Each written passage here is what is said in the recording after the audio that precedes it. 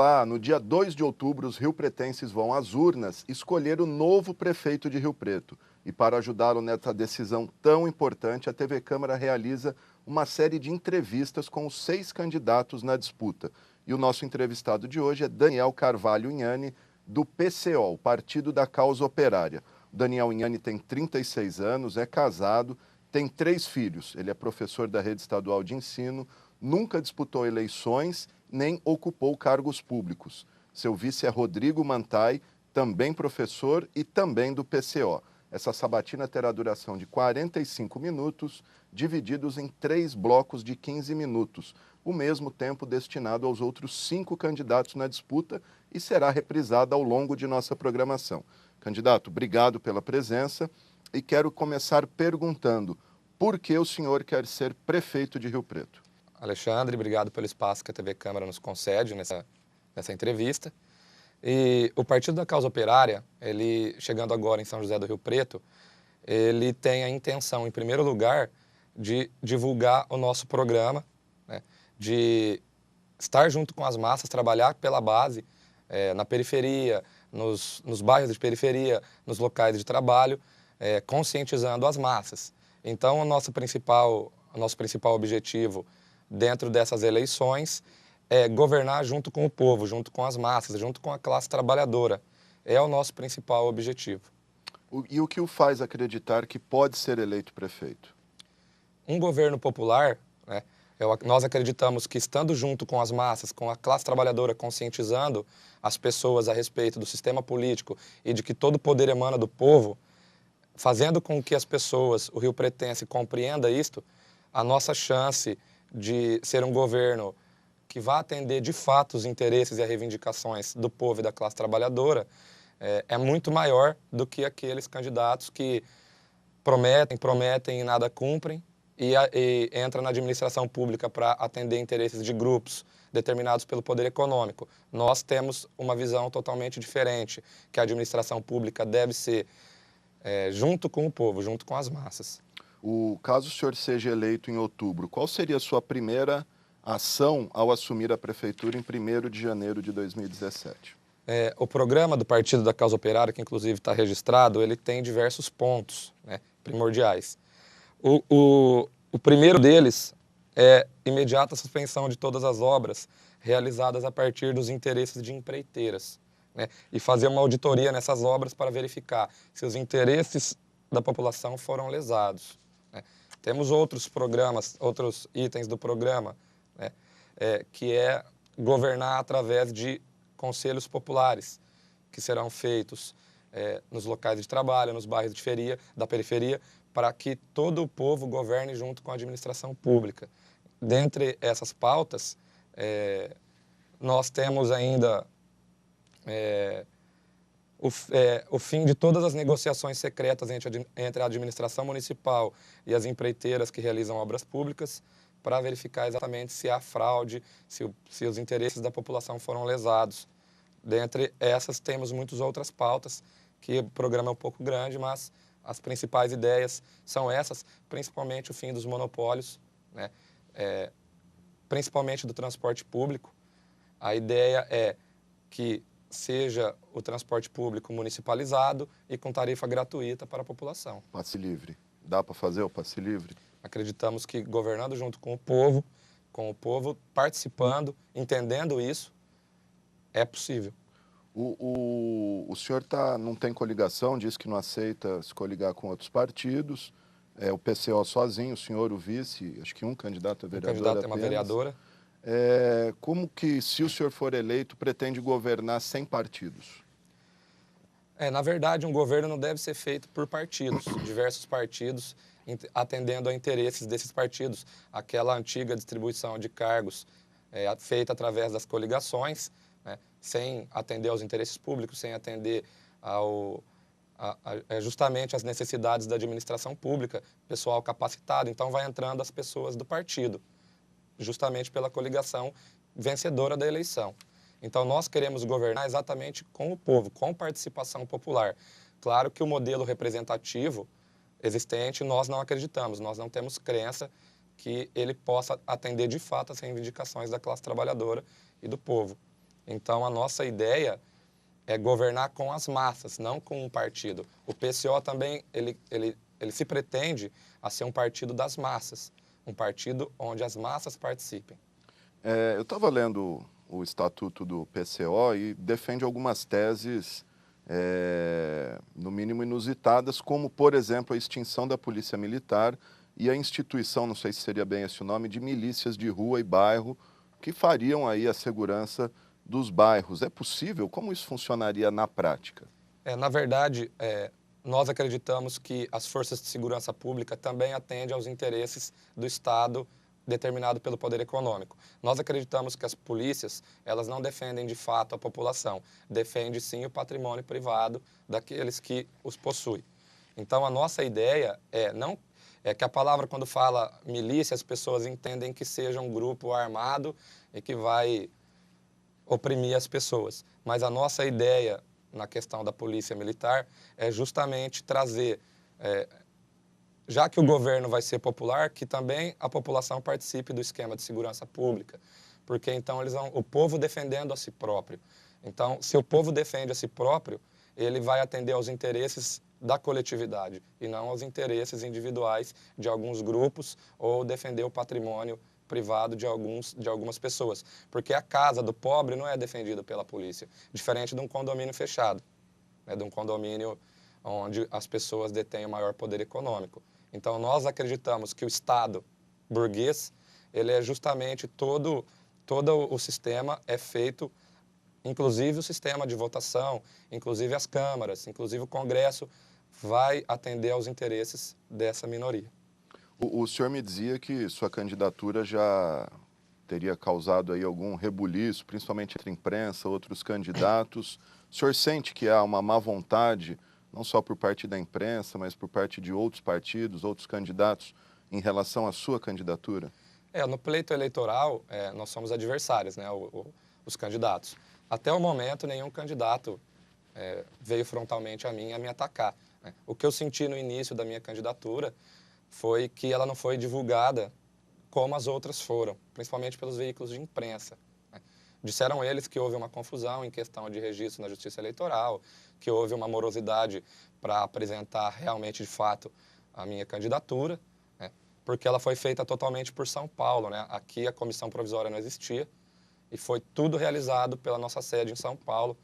E acredito que houve aí talvez essa demora em apresentar no sistema, né, da Justiça Eleitoral a minha candidatura, e houve publicação em jornais de grande circulação onde a minha candidatura não foi apresentada. Foi feita uma pequena menção, né? Então, eu me senti, de fato, excluído um pouco do pleito, e na última entrevista que eu fiz à Rádio CBN, eu senti também que, acredito que as perguntas que foram feitas a mim foram totalmente diferentes a de todos os outros candidatos. Teve, inclusive, discurso de ódio, teve machismo, teve algumas coisas que mostrou que a minha candidatura incomoda as pessoas. Justamente também por São José do Rio Preto ser uma cidade bastante reacionária, bastante de direita, né? Uma cidade que tem um ataque frontal à esquerda. Isso foi visto também na charge do jornal Bom Dia, ao qual fez apenas 2 menções pejorativas a candidatos de esquerda, a mim, ao João Paulo Rilo, e aos outros candidatos não. Então, acreditamos que o espectro político da esquerda, ele é combatido aqui dentro da cidade. O senhor citou o João Paulo, há possibilidade de uma composição em eventual segundo turno? Jamais. Nós não temos coligação. Se tivéssemos interesse, teríamos feito no primeiro turno. Nós não temos qualquer ligação com o PT. A ideia nossa, o eixo da nossa campanha é a luta contra o golpe, é a denúncia do golpe de Estado em curso no país, e que não é sobre o PT, sobre um partido. O golpe de Estado, quem sofre é a população e a classe trabalhadora. Isso é totalmente claro nas políticas que estão tramitando no Congresso Nacional de ataque aos direitos dos trabalhadores, a lei da terceirização, o aumento da aposentadoria, da idade da aposentadoria e muitas outras medidas que são nocivas à classe trabalhadora. A entrega dos nossos recursos naturais do pré-sal, atendendo a interesses estrangeiros dentro do Brasil. Então, esse é o golpe. Tirar o partido, o PT, do poder, que tinha ideia um pouco diferente desses grupos que assumiram o poder no Brasil. Então, este é o golpe de Estado. Não é sobre o PT, não é sobre o presidente Dilma, e sim sobre o conjunto da classe trabalhadora. O senhor, voltar para Rio Preto, o senhor falou que o partido ainda não tem a comissão provisória formalizada aqui. Há o risco da sua candidatura ser indeferida pela Justiça? Na verdade, a comissão provisória já está registrada. É que houve aquele problema do registro não aparecer no sistema, mas ele já havia sido feito. Então, o partido ele regularizou totalmente a minha candidatura. Está tudo correto, comissão provisória constituída, candidaturas registradas. Então, nós estamos quites com a Justiça Eleitoral para poder concorrer ao cargo de prefeito e vereador nessas eleições. Legal. Avaliando a atual conjuntura do município, na sua avaliação, qual o grande desafio para Rio Preto para os próximos 4 anos? O maior desafio, não só para São José do Rio Preto. Nós, do PCO, acreditamos que o município, as cidades, não são uma ilha, não são separadas da política nacional. Simplesmente o município ele é um reflexo da política nacional. Nós comprovamos isso, por exemplo, com os interesses das empreiteiras na Petrobras, os interesses políticos e privados dentro das estatais. Nós vemos exatamente um modelo reduzido dentro do município. Então, acreditamos que a nossa maior dificuldade vai ser conseguir fazer com que os trabalhadores e a população participem, porque as eleições e tanto o sistema de governabilidade é feito por grupos que atendem aos interesses do poder econômico. Então, o nosso maior entrave vai ser trazer o povo para governar junto, mas formando os conselhos populares, indo até a população, coisa que o poder público nunca fez. Nunca foi consultar a população de fato, nunca formou conselhos populares, nunca quis governar com o povo, justamente porque os interesses do povo não são atendidos. Então, a dificuldade de um governo que entra dentro de um sistema político que é determinado pelo poder econômico, é muito difícil fazer com que os interesses das massas, que as reivindicações populares sejam atendidas. E é o que nós, caso eleitos, tentaremos fazer junto com o governo de São José do Rio Preto. Trazer as massas para governar junto com a administração pública e mostrar totalmente como é feito o sistema político aqui, como foram feitas as obras, a quais interesses foram atendidos, mostrar para a população de fato como é o sistema político e como não são atendidos esses interesses, para trazer justamente as massas próximas ao poder público. O senhor falou de conselhos populares, a gente tem hoje um modelo chamado orçamento participativo. O senhor acredita nesse modelo? Seria mais ou menos isso a sua ideia? O conselho participativo, o modelo participativo que eles colocam no orçamento, de fato não é participativo. Quem participa realmente são representantes destes mesmos grupos que vão utilizar o orçamento de forma a entender a interesses particulares e não da administração pública de fato. As audiências públicas em Rio Preto comprovam muito isso, quem está participando. Eu participei de inúmeras, tanto na questão do meio ambiente como na questão do orçamento. Quem participa são as mesmas pessoas sempre, ou de alguns partidos políticos, ou de outros grupos que procuram exatamente fazer com que o orçamento vá para os seus currais eleitorais, né? De fato, é o que ocorre. Então, o modelo participativo, ele deve ser incentivado, ele é um passo, mas ele ainda não é um passo real, na democracia real. Então, nós queremos justamente ampliar um conselho participativo ou um conselho do orçamento, de fato, com as classes trabalhadoras participando. Então, os conselhos populares exatamente vai trazer de cada bairro de Rio Preto, dos trabalhadores da cidade, a participação real, para que eles saibam onde vai ser aplicado, de que jeito vai ser aplicado, se os interesses da classe trabalhadora vão ser atendidos. É exatamente essa a nossa ideia, que é o que não acontece no modelo convencional. O orçamento vai para os currais eleitorais de determinados candidatos eleitos, justamente para mantê-los na administração pública nas próximas eleições. Tá certo, gente. Esse é o candidato do PCO a prefeito de Rio Preto, Daniel Carvalho Nhani, participando hoje aqui com a gente nessa série de entrevistas da TV Câmara. Nós temos agora um rápido intervalo e já voltamos para o segundo bloco.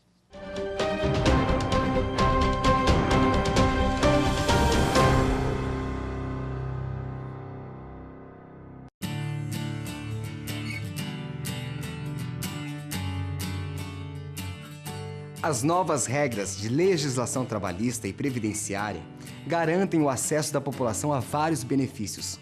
Veja, por exemplo, as alterações no seguro-defeso. Elas vão trazer mais tranquilidade aos pescadores artesanais.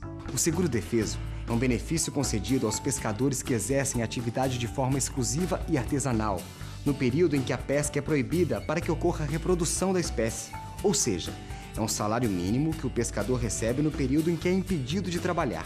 Antes das novas medidas, a habilitação do pescador era feita pelo Ministério do Trabalho e Emprego. Agora, a habilitação é feita pelo INSS. O que muda com isso?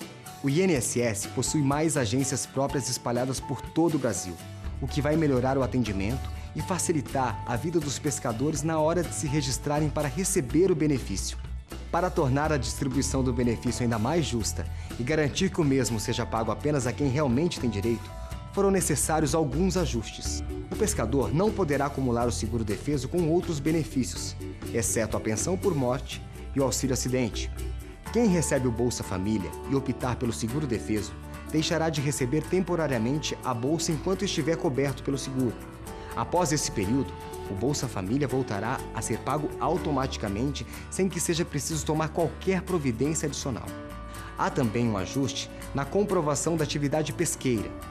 O pescador artesanal comprova sua atividade por meio de nota fiscal da venda do pescado ou pelo recolhimento da contribuição à Previdência por 12 meses. E para isso, deverá ter o seu registro de pescador há pelo menos 3 anos. Esses ajustes servem para melhor identificar e beneficiar exclusivamente os pescadores que têm direito, evitando fraudes e estabelecendo critérios mais objetivos para a concessão do benefício. É por isso que as leis precisam mudar, para assegurar os direitos dos trabalhadores e garantir benefícios a toda a população. Isso é ajustar para avançar. Novas regras de acesso aos benefícios trabalhistas e previdenciários.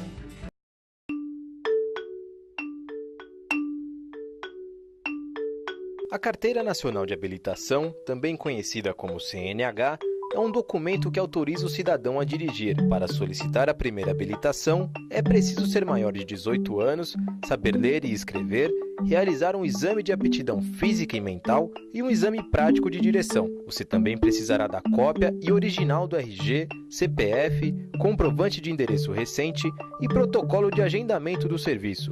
O agendamento pode ser solicitado pelo site Cidadão SP. Você será direcionado para o portal do Detran, onde deverá realizar um pré-cadastro. Pelo site, você poderá acompanhar o processo de emissão da sua primeira CNH e será informado sobre os próximos passos a seguir.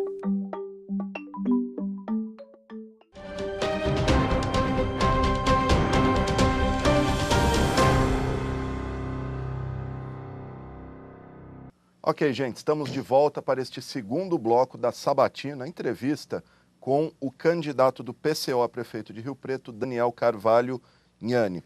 Daniel, o candidato, o senhor falava no bloco anterior da falta de participação popular dos munícipes nas decisões da prefeitura, também da Câmara, que as audiências públicas são sempre as mesmas pessoas. O senhor não acha que a população também tem um pouco de responsabilidade? Porque as audiências são chamadas, ninguém aparece. É feito o encontro, como o senhor disse, aparece sempre os mesmos. Falta interesse da população também em participar?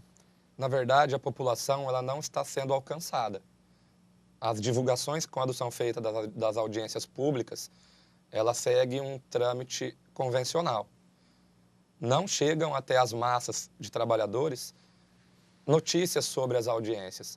Então, os conselhos populares sendo formados, eles vão colocar a população a par do que vai ser discutido na administração pública. Então, pega o exemplo da própria Câmara Municipal nas suas sessões. Nós reivindicamos, quando na ocupação da Câmara aqui em São José do Rio Preto, que o horário das sessões fossem mais tarde, pós 6 horas, 7 horas pelo menos, para que o trabalhador saísse do seu local de trabalho e pudesse participar das sessões da Câmara, do que é votado, do que é decidido na cidade. As sessões da Câmara eram às 16 horas, que nós já éramos contra, e agora passou para mais cedo, para as 14 horas.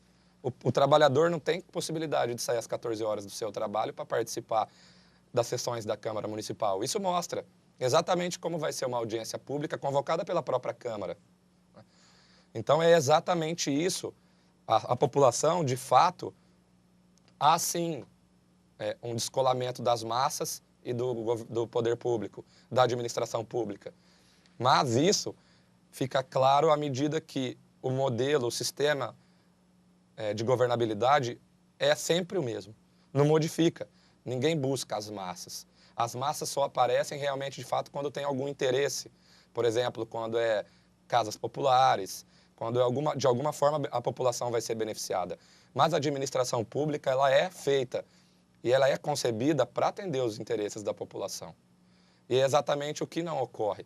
Então, uma sessão feita às 14 horas, uma audiência pública, mesmo feita no horário noturno, não sendo divulgado corretamente, as massas não vão participar. E aí as decisões vão continuar sendo tomadas para atender aos interesses dos grupos que administram a cidade e que são os grupos determinados pelo poder econômico. Tá certo. Na sua declaração de limite de gastos feita a Justiça Eleitoral, o senhor disse que pode gastar até R$10 mil na campanha. Claro, o senhor pretende gastar esse valor, mas dá para fazer uma campanha com R$10 mil? Dentro das eleições, de qualquer eleição, ainda mais para prefeito, R$10 mil é um valor que é considerado, provavelmente, pelos outros candidatos e para quem assiste, uma piada. E ainda assim nós não gastaremos esse valor com a nossa campanha. A nossa campanha será feita através das massas, junto com as massas, com a classe trabalhadora. O Partido da Causa Operária, inclusive, ele tem uma imprensa própria, que é o jornal Causa Operária, que ele é um instrumento de reivindicação da classe trabalhadora e da população. Nós não dependeremos, como não tem nem como nessas eleições, depender da televisão, justamente pelo nosso tempo eleitoral, de propaganda eleitoral ser muito pequeno. Então, as pessoas vão assistir os candidatos na televisão e vão ver o PCO bem pouquinho. Então, a nossa ideia é fazer um trabalho pelas bases, fazer com que o jornal Causa Operária chegue até a classe trabalhadora, nos locais de trabalho, nos bairros de periferia, tentando conscientizar a classe trabalhadora a respeito das eleições, a respeito do nosso partido, das ideias e do programa do nosso partido. Então, essa é a nossa ideia, justamente para sair um pouco das eleições determinadas pelo poder econômico, onde a imprensa escolhe os seus candidatos, como já está claro em alguns veículos da imprensa local, já a sua preferência por alguns candidatos, já a facilidade nas entrevistas, nas perguntas.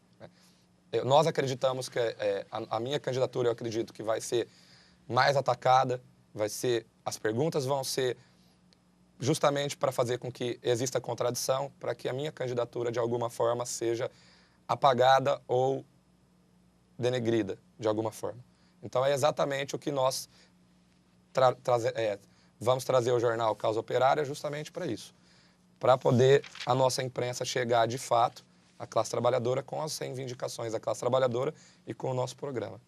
Tá certo. O PCO tem algum contato, alguma simpatia com o PSOL, o Partido da Socialismo e Liberdade? O PCO, ele é um partido revolucionário.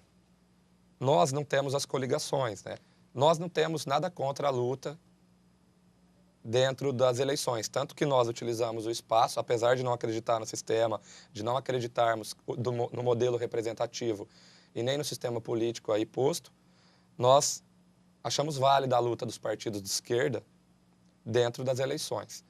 Temos discordâncias programáticas e discordâncias ideológicas com alguns partidos de esquerda, como o PSOL, como outros partidos, até inclusive o PT, até inclusive os outros partidos de esquerda, mas a luta dentro do sistema político é válido. Nós achamos apenas que alguns partidos da esquerda mais confundem do que esclarecem a classe trabalhadora a respeito dos seus direitos, mas a nossa ideia aqui não é atacar nenhum partido de esquerda e nem muito menos atacar os partidos de direita. Mas a nossa ideia é justamente mostrar que o sistema eleitoral, as eleições desse ano, principalmente as eleições desse ano, é uma fraude, né? O que os candidatos vão prometer e não vão cumprir, como sempre foi, é uma fraude. As eleições é uma fraude. E a de 2016 é para concretizar o golpe de Estado em curso no país. Justamente O golpe está quase sendo finalizado no Congresso Nacional, né, com a saída de um presidente eleito pelo voto popular, sem crime de responsabilidade. Justamente esses grupos que entraram já mostraram a que veio. E então, as prefeituras, como reflexo da política nacional, elas precisam ser controladas pelos mesmos grupos golpistas. É exatamente o que vai acontecer nas eleições de 2016. Um controle geral e total das prefeituras, justamente para ter força para o pleito de 2018, que é onde o verdadeiro representante do golpe, o verdadeiro representante dessa política nociva à classe trabalhadora vai assumir o poder. E as prefeituras são pontos primordiais para que o golpe, de fato, se efetive no país. Tá certo. Bom, vamos falar um pouquinho de problemas reais de Rio Preto, assuntos administrativos. Temos talvez os buracos de rua aí como principal drama do Rio Pretense. O que o senhor pretende fazer para resolver esse problema caso seja eleito? O problema dos buracos na cidade é um problema pequeno perto dos problemas da administração pública, ditada pelo poder econômico. Se uma administração pública estiver governando junto com as massas, junto com o povo, não defendendo interesses particulares, todos os problemas da cidade serão resolvidos, inclusive buraco, educação, segurança, saúde. Enquanto os interesses da classe dominante for atendida dentro da administração pública, os buracos vão permanecer, a falta de leito nos hospitais vão permanecer. Tudo que tem de problema na administração pública permanecerá enquanto os interesses da classe dominante forem atendidos dentro da administração pública. Então, eu não tenho como prometer que eu vou tapar o buraco das ruas, eu vou prometer construir viadutos, prometer tudo que os candidatos prometem normalmente, se o sistema político ele é determinado pelo poder econômico. Enquanto houver interesses de empreiteiras numa obra, desvio de recurso público, fraude, indicação de apadrinhados, enfim, de empresas que justamente doaram para as campanhas eleitorais. Enfim, enquanto esse sistema for dessa forma, as obras não serão voltadas aos reais interesses da população.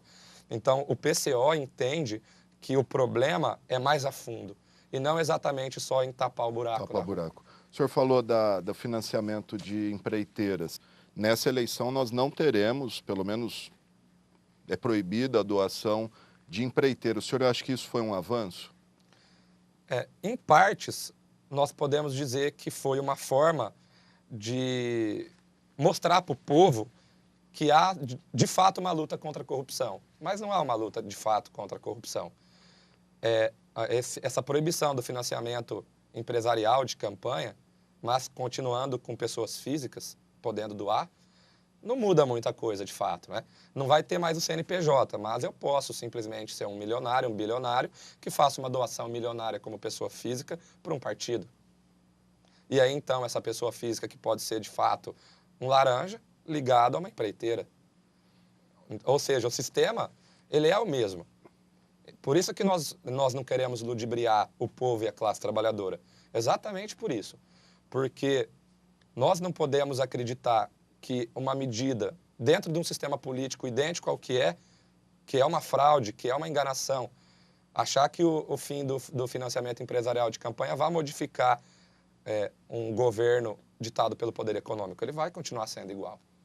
Qual seria a solução, na sua avaliação? A solução, na avaliação do Partido da Causa Operária, que é um partido revolucionário, é justamente não permitir que os interesses da classe dominante sejam atendidos, que os interesses da população sejam atendidos. E o governo popular é para isso. É justamente para que o conjunto da classe trabalhadora governe junto, faça um governo junto com a administração pública, porque todo o poder emana do povo, então não há um partido X, ou o candidato X, ou o Daniel, ou o prefeito, que vá determinar quais são os interesses da população. É a própria população que tem que determinar seus próprios interesses na administração pública. E se o governo for com o povo, junto com as massas, junto com a classe trabalhadora, com o governo operário, não vai ter problema de corrupção, não haverá problemas de superfaturamento de obras e todas as reivindicações da classe trabalhadora serão atendidas. Na área social, a gente tem um problema muito grave em Rio Preto, que é a proliferação de moradores de rua, pessoas enfim, sem condições de ter uma casa, que acabam dormindo em praças, problemas com drogas. Como resolver esse problema, candidato? Através de um governo feito atendendo aos interesses da população, o orçamento do município deve ser voltado às questões dos anseios da classe trabalhadora e das necessidades do povo. O aumento de moradores de rua, de favelas na cidade, é um reflexo dessa política que atende apenas aos interesses da classe dominante, apenas aos interesses ditados pelo poder econômico. Justamente o povo que vai sofrer por isso. Quem paga pela crise dentro de um sistema de governabilidade ditado pelo poder econômico é o povo. O povo vai pagar pela crise. Ou o povo paga pela crise com uma política de ajustes, com uma política de ataque aos direitos da classe trabalhadora, essas pessoas acabam indo para as ruas. O desemprego crescente é um fator primordial também para as pessoas estarem nas ruas. A falta de oportunidade, tanto dentro do governo, dentro do sistema público, quanto na iniciativa privada, causa exatamente esse impacto. As pessoas vão para as ruas, as pessoas passam necessidade e o poder público deve ampará-las. Então, o orçamento do município, ao invés de atender interesses de empreiteiras, ao invés de atender interesses desses grupos, desses pequenos grupos, deveria atender aos interesses da população. E a necessidade da população de Rio Preto, a qual vemos, é justamente tirar esses moradores das ruas, que são munícipes, na verdade, né? Igual todos os outros. Então, enquanto existe a especulação imobiliária, enquanto existe uma votação na Câmara atendendo, por exemplo, inserindo áreas no perímetro urbano para construir condomínios fechados, onde quem vai morar é exatamente as pessoas que detêm o poder econômico, as pessoas mais necessitadas vão para as ruas, as casas populares vão ser construídas na periferia, como é feito as últimas casas populares construídas em São José do Rio Preto foram feitas lá em Talhados, lá em bairros como onde está o Nova Esperança, totalmente afastado do local de trabalho, totalmente afastado do centro da cidade. Construíram até um shopping, Zona Norte, justamente para manter aquela população ali, para tirar realmente, seria uma política. Nós sabemos que isso já existe há muito tempo, não é novidade para ninguém. Mas o PCO quer mostrar, nos centros da cidade estão quem? Quem dita o poder econômico. E as massas pobres e populares estão nas periferias. Então, ou seja, já é feita uma higienização social. O nosso modelo de cidade já é assim. E isso não vai mudar enquanto o sistema continuar da forma que está. E a nossa denúncia. É isso que nós queremos esclarecer para as massas. Então, um governo feito com a participação popular vai justamente trazer as massas para mais próxima do poder público e, com certeza, moradores de rua, pessoas que passam fome, pessoas desempregadas, a tendência é sempre diminuir. Tá certo, candidato, peço licença um minutinho para o senhor. Esse é o Daniel Carvalho Inhane, candidato a prefeito de Rio Preto pelo PCO. Nós vamos para um rápido intervalo e, na sequência, o terceiro e último bloco dessa entrevista.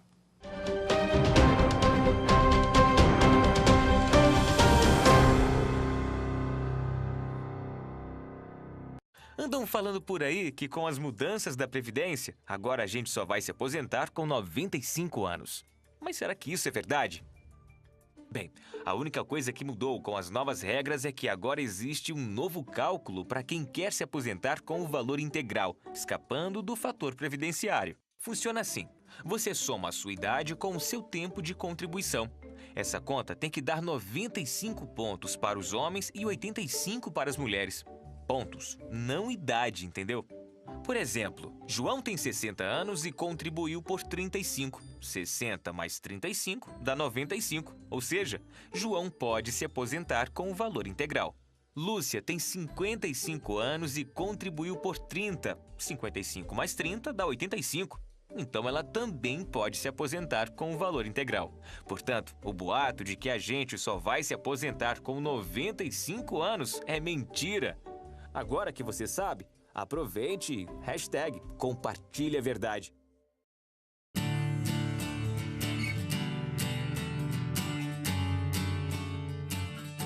As novas regras de legislação trabalhista e previdenciária garantem o acesso da população a vários benefícios.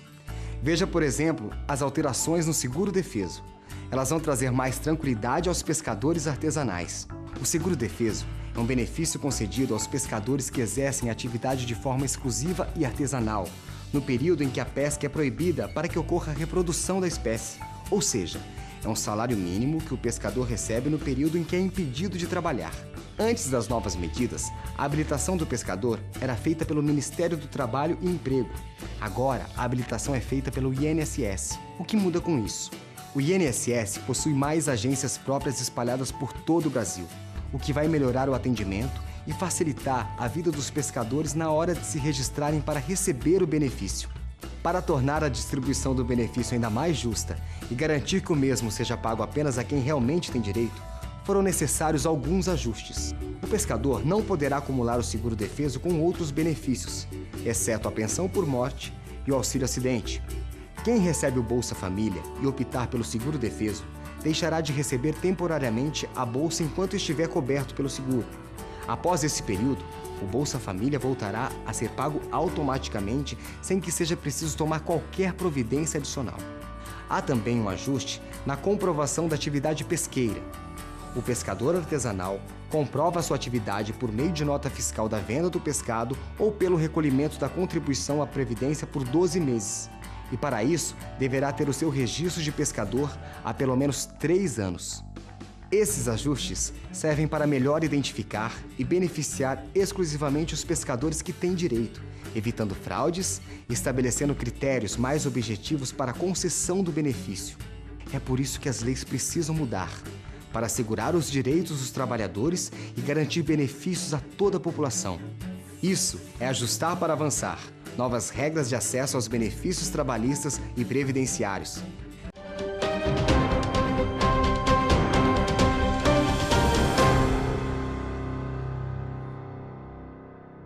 Ok, gente, estamos de volta com essa série de entrevistas Eleições 2016 com os candidatos a prefeito de Rio Preto. Nosso bate-papo de hoje é com o candidato do PCO, Daniel Carvalho Inhani. Candidato, o senhor falou muito de governo com participação popular, governo do povo para o povo. Como seria isso na prática, caso o senhor eleito prefeito? Através dos conselhos populares, formados a partir dos locais de trabalho, nos bairros da periferia, ou em todos os bairros da cidade, porque todos os bairros devem ter representação dentro desses conselhos, para justamente governar junto com o poder público, junto com a administração pública, seja na Câmara ou seja na Prefeitura.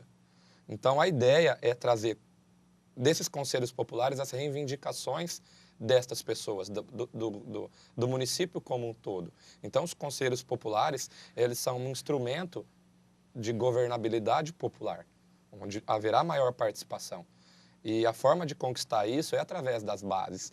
Então, se caso fôssemos eleitos para prefeito, a nossa luta inicial seria a formação dos conselhos populares com participação real da população. Bom, a gente sabe, no fim das contas, quem aprova ou não determinadas medidas do governo é a Câmara. Como que o senhor faria para manter a governabilidade junto a outros partidos, sendo que o senhor disse que não aceita coligações ou interferências de outros grupos? A Câmara Municipal, de qualquer forma, ela vai ter os seus candidatos eleitos que serão de diversos partidos. De qualquer forma, já vai existir uma governabilidade com partidos. Só que a Câmara, ela não deve atender aos interesses desses partidos, nem mesmo do PCO, por exemplo, do Partido da Causa Operária. Nós devemos atender aos anseios da população, às necessidades e reivindicações da população. A Câmara Municipal, junto com os conselhos populares, vão governar junto. A vontade da Câmara e dos partidos representados na Câmara não deve sobrepor aos interesses dos conselhos populares. Os conselhos populares é uma ferramenta democrática, real, popular. Como que uma Câmara pode passar por cima de uma decisão dos conselhos populares da cidade? Então, nós não podemos permitir que isso ocorra. Isso não pode existir dentro da administração pública. E é o que acontece. Os interesses dos partidos representados na Câmara, muitas das vezes com conchavos com o Executivo, aprovam medidas nocivas ao meio ambiente, nocivas à classe trabalhadora, nocivas ao povo da cidade de uma forma geral, atendendo exatamente a quais interesses? Aos interesses do poder dominante, da classe dominante. E é exatamente isso que os conselhos populares vão trazer de contribuição ao governo popular. Então, o prefeito, a Câmara, que de fato é o modelo representativo atual, né? Ou seja, o que muito deputado fala, ou até mesmo vereadores, as pessoas do Legislativo, eu estou aqui para representar o povo me elegeu para representar o povo. E o que o vereador ou o deputado faz? Ele atende aos seus próprios interesses, aos interesses do partido, aos interesses dos grupos, que muitas das vezes o financia a sua campanha. Ou seja, é o que acontece. Não é a população que está sendo ouvida. Nem mesmo é o eleitorado desse candidato que é ouvido.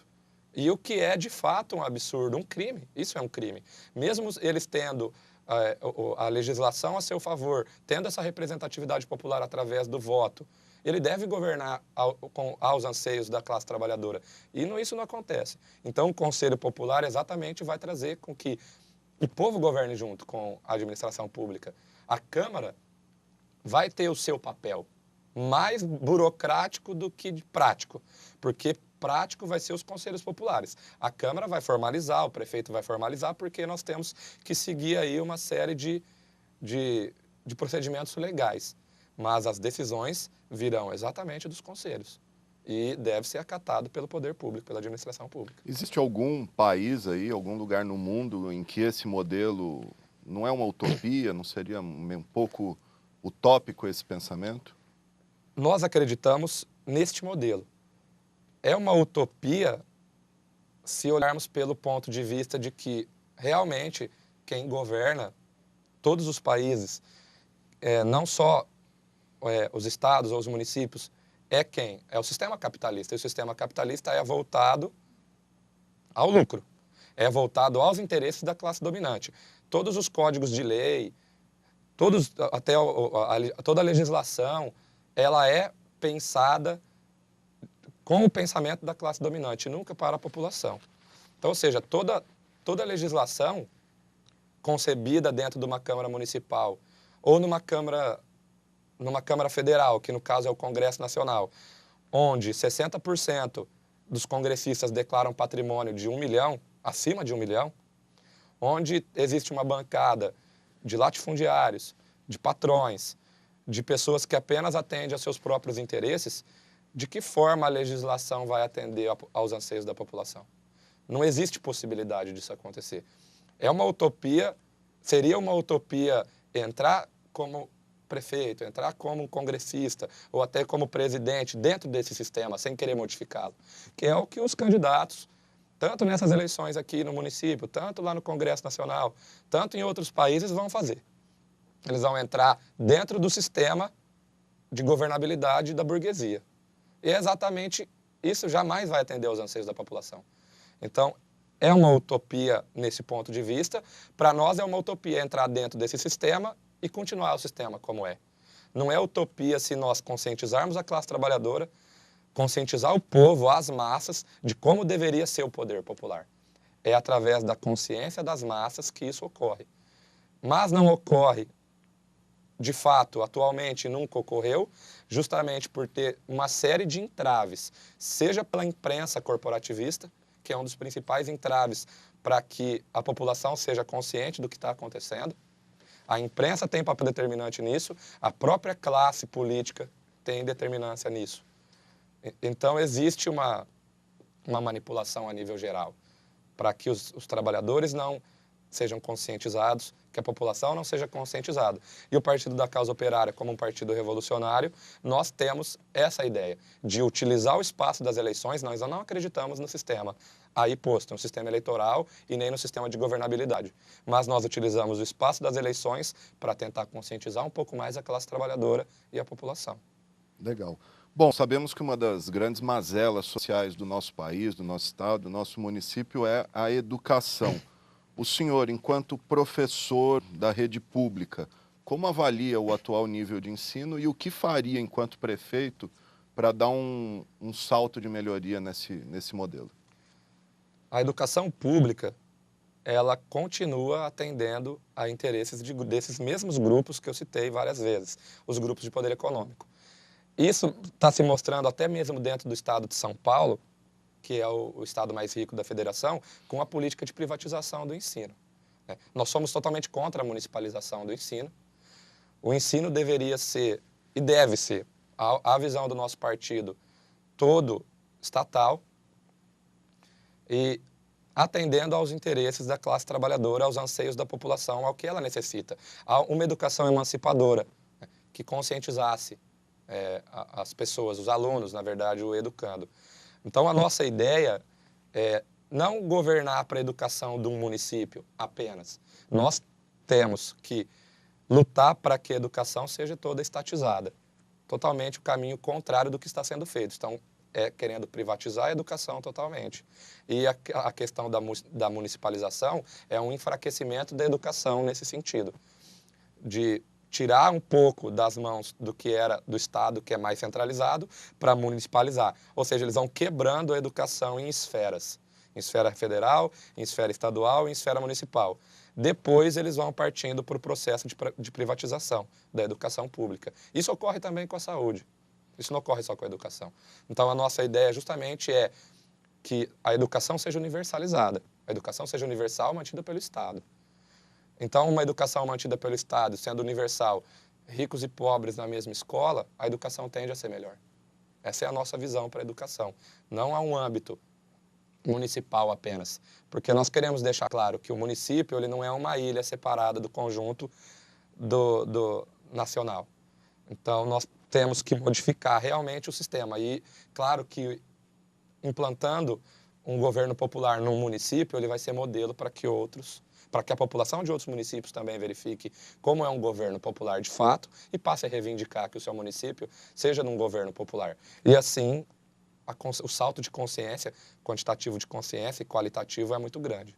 Um dos principais temas discutidos hoje na educação é o chamado escola sem partido, que não ficaria aí livre, vamos dizer livre, ou proibido os professores de debater ideologias, matizes ideológicas. Qual que é a opinião do senhor sobre isso? Escola é lugar de se debater partido, política, opiniões? Na verdade, o escola sem partido ele é ideológico. Ele quer tirar uma ideologia de esquerda para prevalecer a ideologia deles de direita. A escola é um lugar de debate político, de todos os matizes. Não é saudável tirar o debate, que seja político, de dentro das escolas. Na verdade, o que há hoje é utilizar a educação com a escola sem partido para prevalecer aquilo que eu falei, para prevalecer uma educação voltada aos interesses dos grupos que determinam o poder econômico. Ou seja, a escola é formar mão de obra, é formar peão de mão de obra para o capitalismo. E o escola sem partido é justamente uma ferramenta para impedir que os professores mostrem a realidade. E para prevalecer, então, a ideia que é ideológica de direita. Ou seja, o escola sem partido nada mais é do que um ataque ao espectro político contrário ao espectro da direita. É uma falácia, é uma mentira. Tanto que foi derrubado, né? Na Alesp, tivemos notícia agora, nos últimos dias, que o projeto Escola Sem Partido foi derrubado. Escola é lugar de debate, é lugar de emancipação, é lugar de consciência. Então, não deve ser proibido nenhum tipo de ensinamento dentro da escola. Seja ele à direita ou seja ele à esquerda. Nós também não queremos fazer uma escola que seja à esquerda ou à direita. A escola tem que ser universal. A escola tem que debater todas as ideias, seja de um lado ou seja do outro. Tá certo, gente. Esse é o candidato a prefeito de Rio Preto pelo PCO, Daniel Carvalho Unhane, Partido da Causa Operária, expondo aí suas ideias aqui nessa série de entrevistas da TV Câmara. Candidato, eu agradeço a participação do senhor e deixo os 2 minutinhos finais para o senhor falar o que o senhor quiser para o nosso telespectador. Obrigado pelo espaço mais uma vez, Alexandre. E o Partido da Causa Operária, ele chega nas eleições municipais de São José do Rio Preto com a ideia de conscientizar a classe trabalhadora, com a ideia de trazer para as massas o nosso programa, né, que ele é um modelo de democracia real, de democracia popular. A nossa ideia é denunciar o golpe de Estado em curso no Brasil, principalmente, é o eixo principal da nossa campanha, é a luta contra o golpe, repetindo que o golpe não é sobre um partido político, que é o PT, é sobre todo o conjunto da classe trabalhadora, é sobre a população. O golpe, quanto mais ele avança, mais direitos da classe trabalhadora são retirados. Isso se mostra na aprovação de diversas medidas nocivas à classe trabalhadora. A reforma da Previdência faz parte do golpe, que quer aumentar a idade de aposentadoria. A lei da terceirização é um golpe sobre a classe trabalhadora. A entrega dos recursos naturais do pré-sal é um golpe contra a população brasileira. Então, nós queremos denunciar, de fato, os interesses desses grupos dentro dos grupos capitalistas dentro do governo brasileiro. E não só do governo nacional, não só da burguesia nacional, e sim do imperialismo norte-americano, que é justamente os interesses que vão prevalecer dentro do governo do Brasil. Então, nós queremos denunciar o golpe, trazer o nosso programa, que é de governabilidade com o povo, atendendo aos interesses da classe trabalhadora, aos interesses da população. Então, essa é a nossa principal ideia dentro dessas eleições. Um salto de consciência, que a população esteja junto para governar junto. E é exatamente isso, trazer o jornal Causa Operária, que é uma imprensa própria, que é uma imprensa que não depende das notícias da imprensa corporativista, que vai trazer a realidade, né, que vai trazer uma análise geopolítica, porque nós não acreditamos que a política está só no âmbito municipal e nem só no âmbito nacional. Nós temos um sistema geopolítico determinando até o que acontece dentro da nossa própria cidade. Então, nós queremos conscientizar a classe trabalhadora neste sentido, ser um partido de massas, ser um partido popular de fato e que tenha como principal objetivo o poder popular e o socialismo. Tá certo. Candidato Daniel Ianni, muito obrigado pela sua participação, boa sorte nessa sua caminhada. Esse espaço, lembrando, está aberto a todos os candidatos, todos foram convidados, vão participar aqui com a gente e com isso a TV Câmara espera estar contribuindo para a formação da sua consciência, para que você, eleitor riopretense, escolha o melhor na hora do seu voto. Um grande abraço e até a próxima.